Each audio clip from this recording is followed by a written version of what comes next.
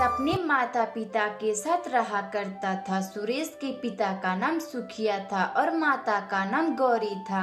सुरेश के पिता जो एक किसान थे, वह खेती बाड़ी का काम भी किया करते थे।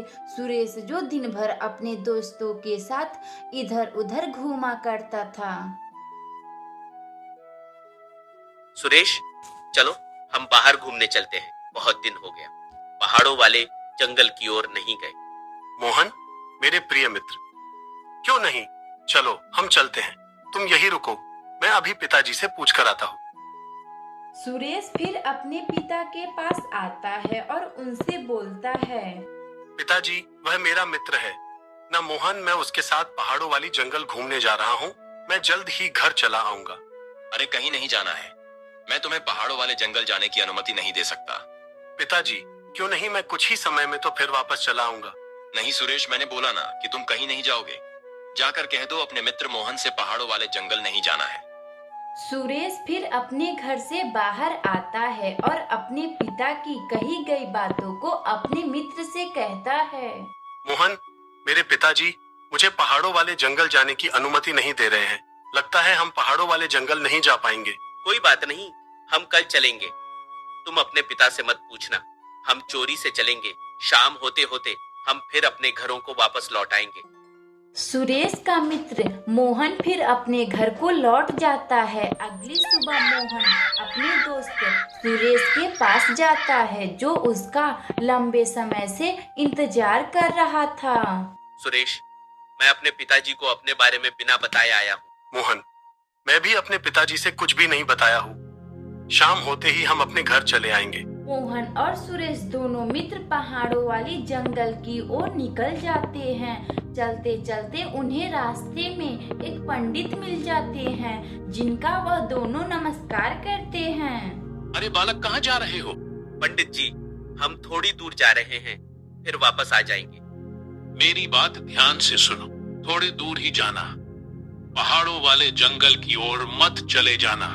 ठीक है पंडित जी, हम थोड़ा ही दूर जाएंगे। सुरेश और मोहन पंडित जी से झूठ बोल देते हैं। वह दोनों मित्र आगे बढ़ जाते हैं।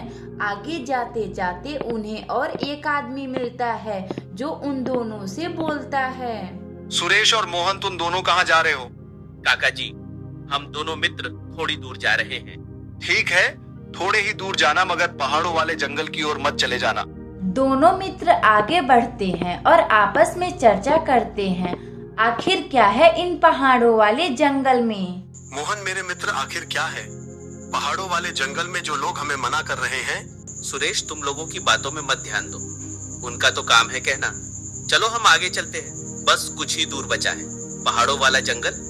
चलते चलते वह दोनों मित्र पहाड़ों वाले जंगल में पहुंच जाते हैं, जहां पर एक बहुत बड़ा गुफा का द्वार था, जिसमें एक डरावनी वाली आवाज आ रही थी।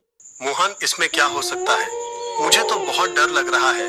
सुरेश, तुम डरो मत, मैं हूं ना, तुम्हें कुछ नहीं होगा। मोहन आगे आगे चलता, सुरेश मोहन के पीछे चलता। तभी उन्हें एक भूत दिखता है, जिसका नाम भोलू भूत था। वह दोनों भूत को देखकर डर जाते हैं। अरे मोहन, मुझे तो बहुत डर लग रहा है। डरो मत, मैं कुछ नहीं करूँगा। तुम दोनों मेरा एक काम करो, तभी मैं तुम्हें यहाँ से जाने दूंगा। भोलू भूत जी, कैसी बात, आप क्या कहना चाहते हैं? जंगल के बाहर एक किस्म का लकड़ी पाया जाता है, उसे लाकर मुझे दे दो, मैं फिर से इंसान बन जाऊंगा। ठीक है, हम वह लकड़ी लेने जा रहे हैं। अगर तुम मुझे लकड़ी लाकर मुझे दे दोगे तो मैं तुम्हें घर जाने दूंगा। मोहन और सुरेश लकड़ी लाने निकल जाते हैं। जाते जाते उन्हें एक आदमी मिलता है, जो उन लोगों से बोलता है। तुम दोनों कहाँ जा रहे हो? हम दोनों दोस्त एक किस्म का लकड़ी लाने जा रहे हैं, जो भोलू भूत ने मांगी है। क्या तुम्हें भी वह भूत बेवकूफ बना दिया? भोलू भूत सबको इसी तरह बेवकूफ बनाता है। अरे तुम क्या बोल रहे हो? हमें तो कुछ समझ ही नहीं आ रहा है। वह कोई भूत नहीं है, वह सबको बेवकूफ बनाता है और सबको इसी तरह परेशान करता है। तुम दोनों घर जाओ और फिर कभी इधर मत आना।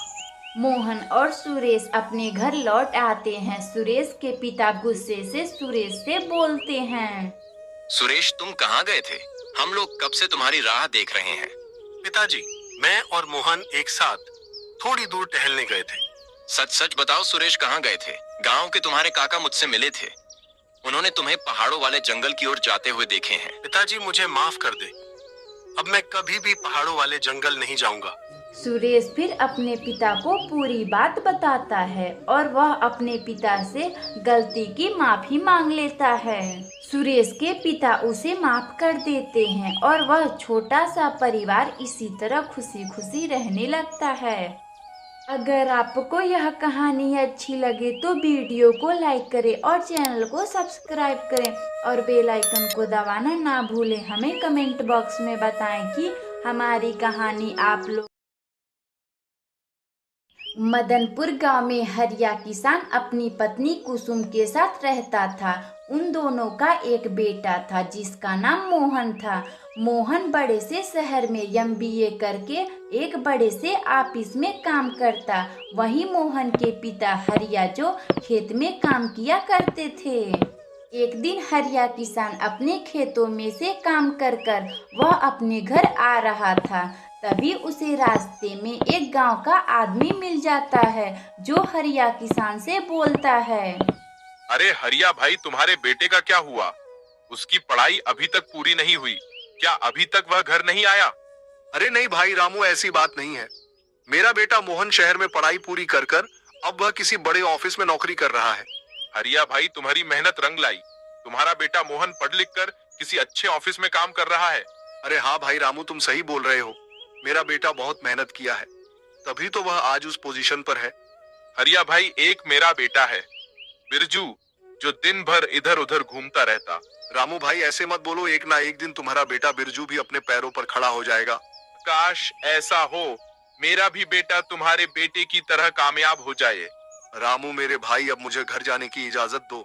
मेरी पत्नी मेरी राह देख रही होगी। चलो ठीक है हरिया भाई, तुम जाओ, मुझे भी बहुत काम है। अब मैं चलता हूँ। हरिया किसान फिर कुदार लेकर अपने घर आता है। आते ही उसकी पत्नी कुसुम हरिया से बोलती है, अजी आप आ गए, मैं अभी आपके लिए खाना लगा दे रही हूँ। अरे भाग्यवान, आज मुझे रामू मिला था जो हमारे बेटे की बहुत बड़ाइयाँ कर रहा था।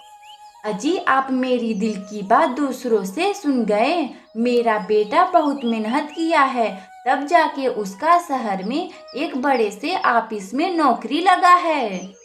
अरे हाँ भाग्यवान, तुम सही बोल रही हो। हमारा बेटा बहुत होनहार है।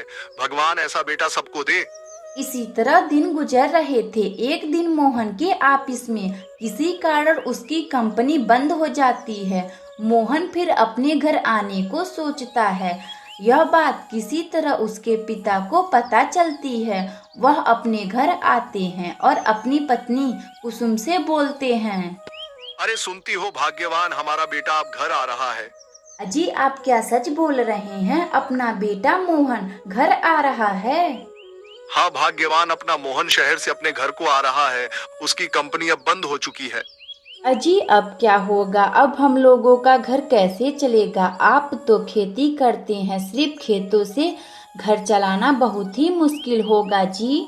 अरे भाग्यवान, अपना बेटा अब इधर ही कुछ काम कर हम लोगों का ख्याल किया करेगा।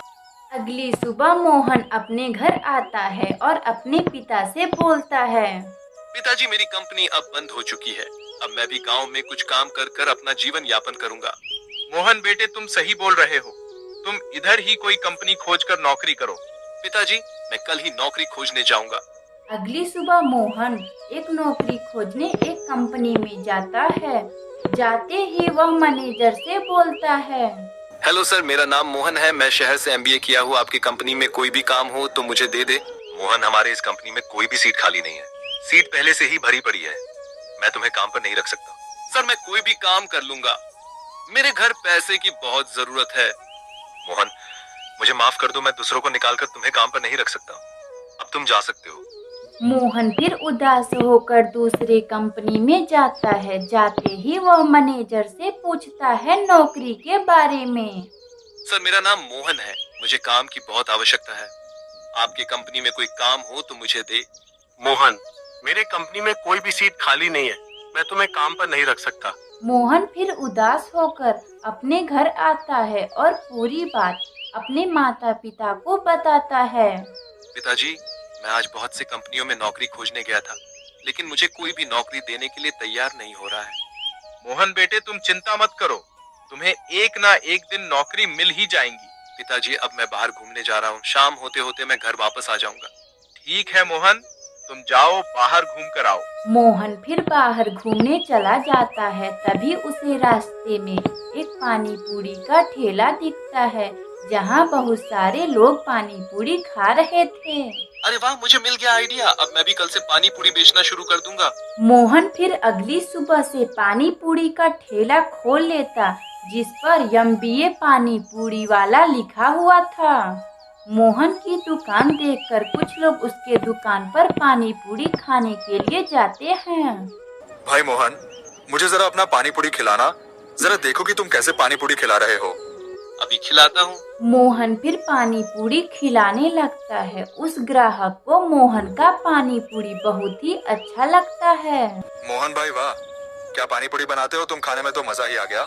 मोहन इसी तरह पानी पूरी बेचता और खुशी खुशी अपने माता पिता के साथ रहता, और कुछ ही समय में मोहन एक बहुत बड़ा बंगला भी खरीद लेता। मोहन अपने नए बंगले में अपने माता पिता के साथ खुशी खुशी रहने लगता। अगर आपको यह कहानी अच्छी लगे तो वीडियो को लाइक करें और चैनल को सब्सक्राइब करें और बेल आइकन को दबाना ना भूलें। हमें कमेंट में बताएं कि हमारी कहानी आप लोगों को कैसी लगी।